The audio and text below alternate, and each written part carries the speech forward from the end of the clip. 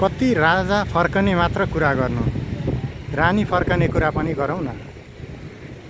अहिले यो राजधानीको मुटुमा रहेको रानी पोखरी नेपालमा राजतन्त्र अन्त्य भइसके पनि पोखरीको नाम रानी पोखरी नै रहेको छ।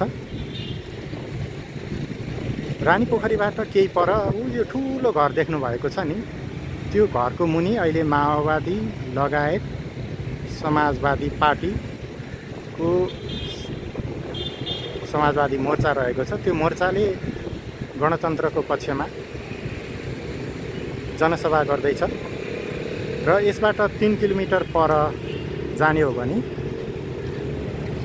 राजधानीको 3 कुनेमा अहिले राजावादीहरूले आफ्नो विरोध प्रदर्शन गरिरहेका छन्, राजतन्त्र पुनर्स्थापनाको माग गर्दै, जसका कारण अन्य दिनको भन्दा सवारी साधनहरू कम चलिरहेको अवस्था रहेको छ।